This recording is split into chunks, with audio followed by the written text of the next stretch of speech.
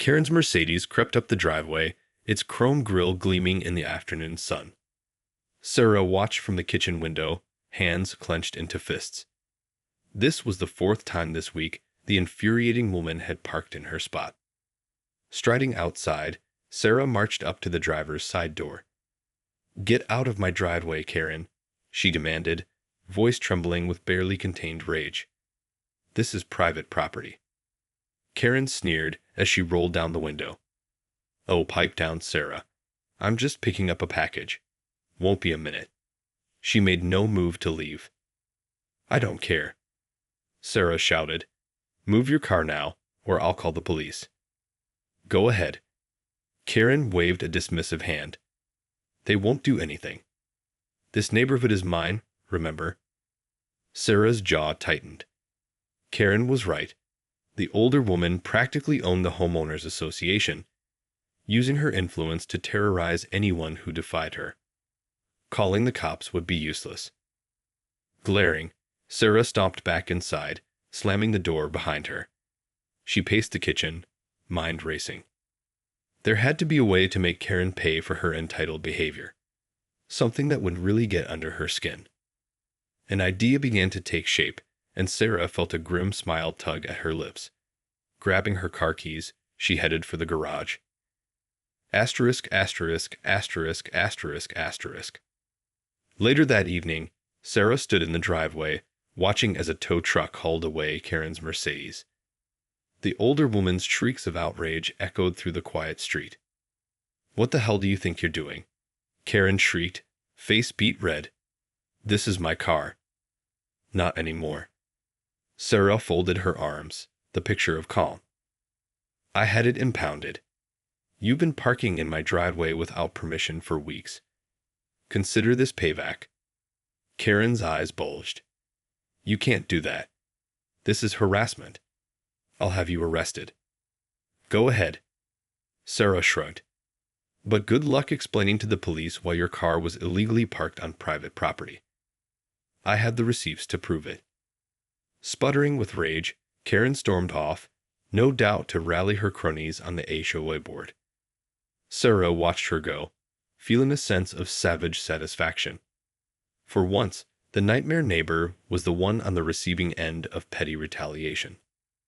As the tow truck disappeared down the street, Sarah headed back inside, already planning her next move.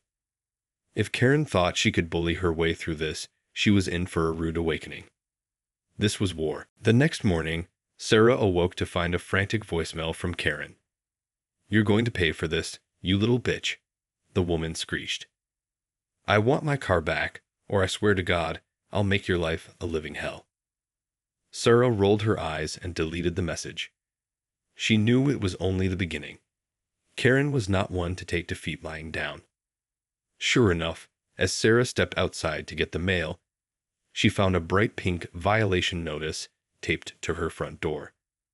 Ripping it off, she scanned the document, a citation for unlawful impoundment of a legally parked vehicle. Crumpling the paper in her fist, Sarah stormed down the driveway. The HOA office was only a few blocks away. She needed to nip this in the bud before Karen could rally her cronies. The receptionist eyed her warily as she barged through the door. "I need to speak to the president," Sarah demanded. "It's an emergency." "I'm sorry, but Mrs. Wilkins is in a meeting." The woman gave her an apologetic smile. "Is there something I can help you with?" "No, there is not." Sarah slammed her palm on the counter. "This is about Karen's ridiculous violation notice. I want it revoked immediately." The receptionist's eyes widened. I'm not sure I can do that. Mrs. Wilkins handles all HOA disputes personally." "Then get her on the phone. This can't wait." Flustered, the woman picked up the receiver, muttering under her breath. A few minutes later, the office door opened, and Karen swept out, a self-satisfied smirk on her face. Well, well, if it isn't little Sarah," she purred. "Come to grovel, have we?" Sarah straightened her spine, refusing to be cowed. "I'd want that violation notice rescinded, Karen. You had no right to issue it. Karen's smile widened. On the contrary, dear, as president of the HOA, I have every right. You committed a serious offense by impounding a legally parked vehicle. The citation stands. That's bullshit, and you know it. Sarah's voice rose in anger. Your car was parked in my driveway without permission. I had every right to have it removed. Ah, but you see, Karen drawled, your driveway is considered common property, accessible to all residents. I was well within my rights to park there. Sarah stared at her, dumbfounded. That's not how it works, and you know it. This is my home, my private property. You had no business. Oh, but I do. Karen's eyes gleamed with triumph. As president of the HOA, I have the authority to interpret and enforce all neighborhood rules. And I say your little stunt qualifies as unlawful impoundment. The citation stands. Sarah opened her mouth to argue further, but the woman held up a hand.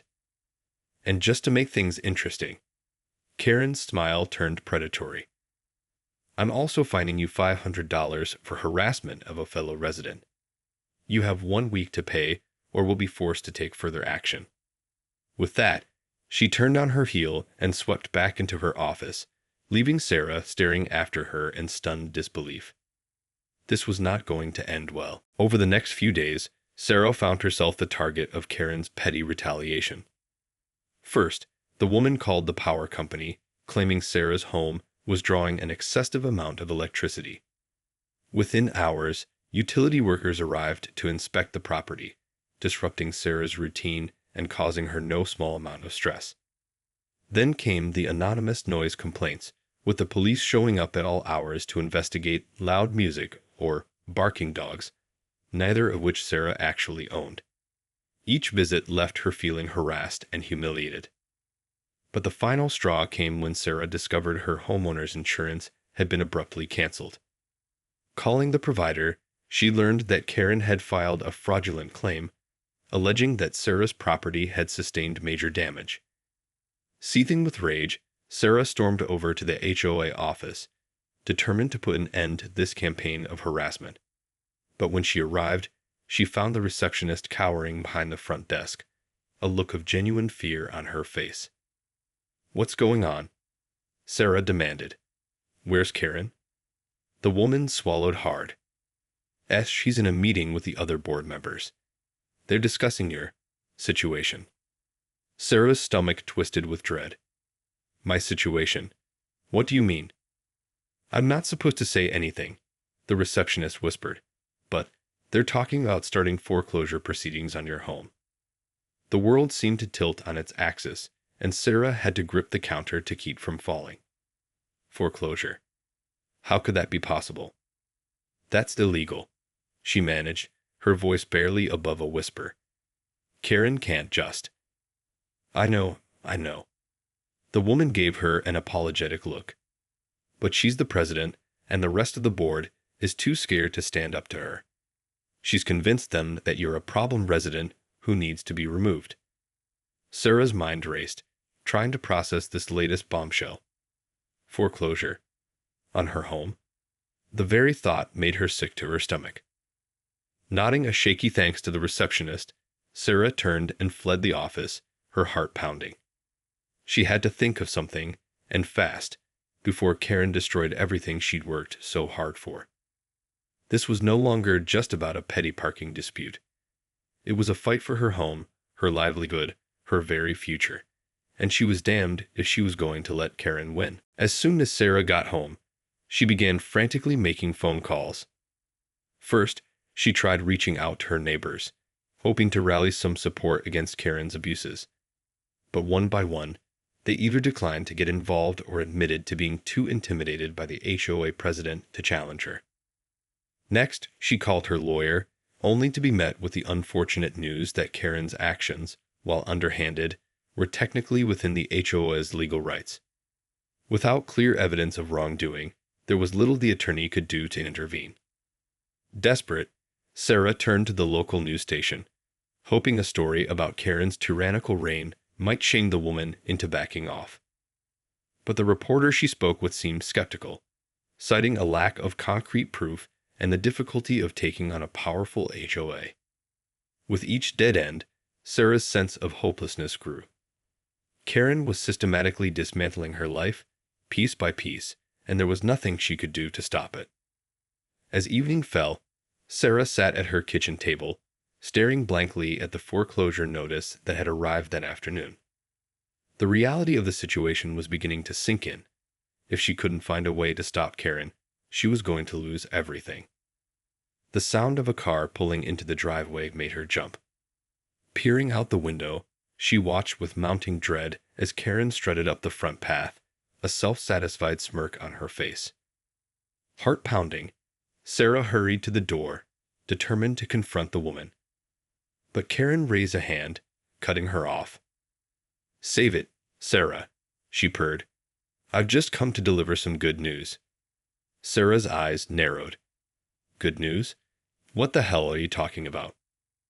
"Well, since you're clearly such a problem resident," Karen drawled, "the HOA board has decided to take matters into our own hands. We're offering to buy your home from you, at a fair market price, of course." Sarah felt the blood drain from her face. "Buy my home? What are you saying?" "I'm saying," Karen said sweetly, "that you have 1 week to vacate the premises. After that, we'll be foreclosing on the property and taking possession." "You can't do that," Sarah cried, her voice cracking with desperation. "This is my home. You can't just—" "Oh, but we can." Karen's smile widened. "And we will. Unless, of course, you accept our generous offer. The choice is yours, Sarah. Move out gracefully, or we'll make you regret ever crossing me." With that, she turned and sauntered back to her car, leaving Sarah standing in the doorway, her world crumbling around her. This was no longer a petty dispute.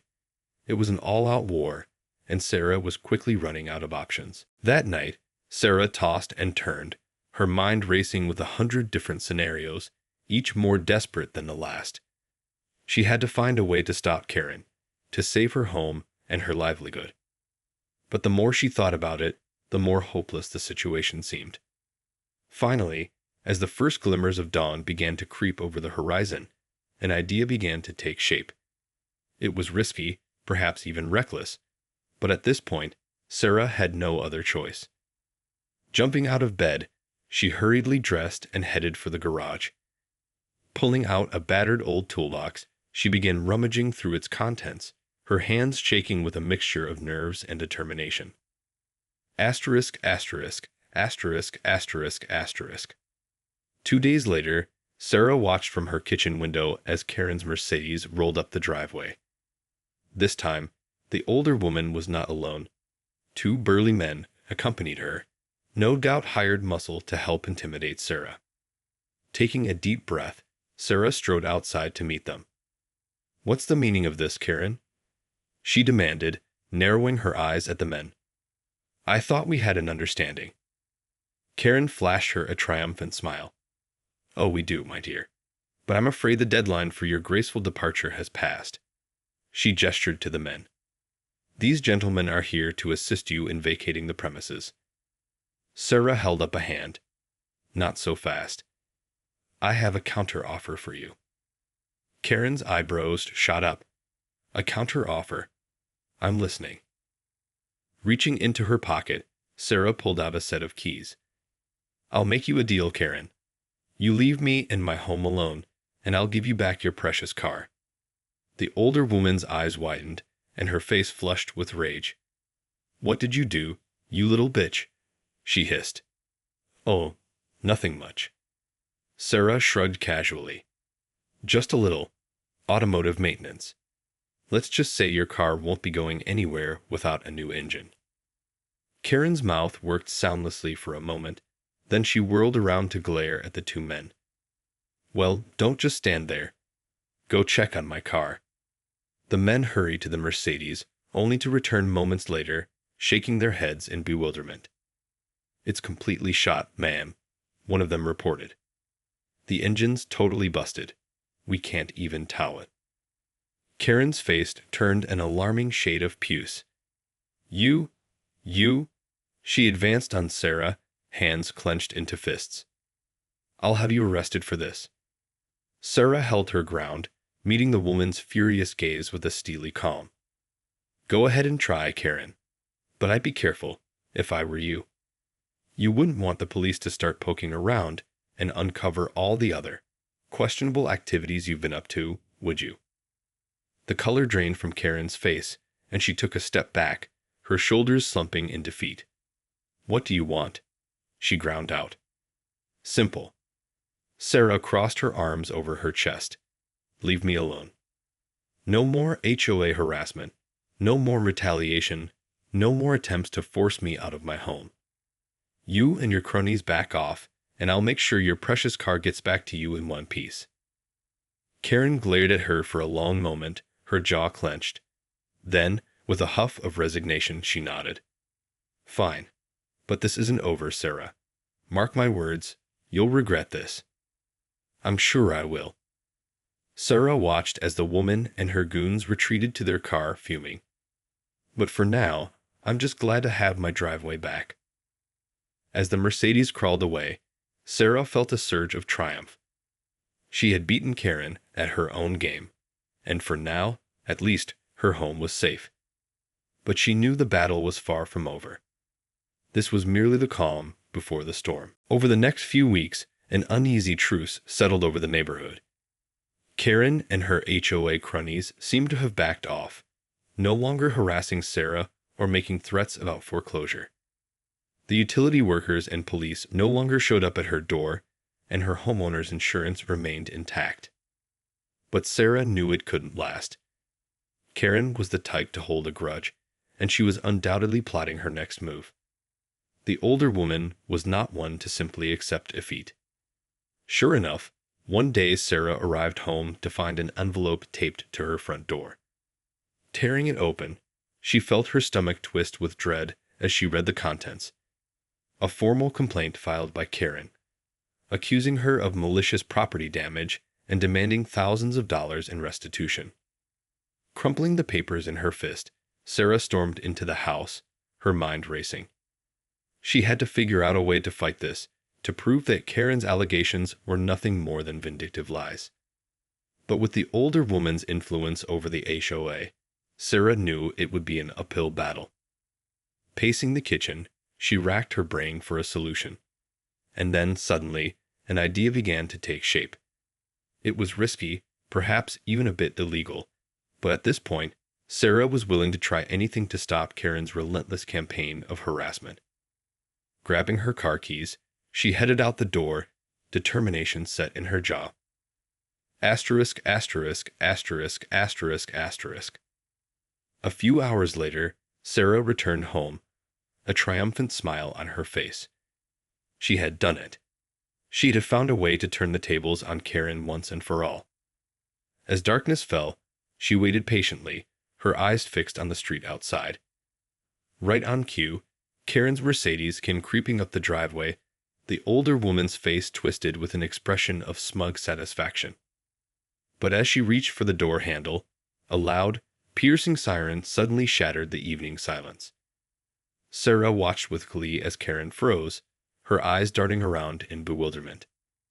Seconds later, a police cruiser came careening down the street, its lights flashing. Karen let out a panicked shriek as the car screeched to a halt in front of her, and two uniformed officers sprang from the vehicle, their hands on their holsters. Karen Wilkins. One of the officers barked. You're under arrest for insurance fraud and filing a false police report. As the stunned woman was led away in handcuffs, Sarah stepped out onto the porch, a triumphant grin on her face. She had done it. She had beaten Karen at her own game, using the woman's own tactics against her. It was a bittersweet victory, to be sure. But as she watched the police car disappear down the street, Sarah felt a sense of profound relief. For now, at least, her home and her life were safe from Karen's relentless onslaught. The battle may have been won, but the war was far from over.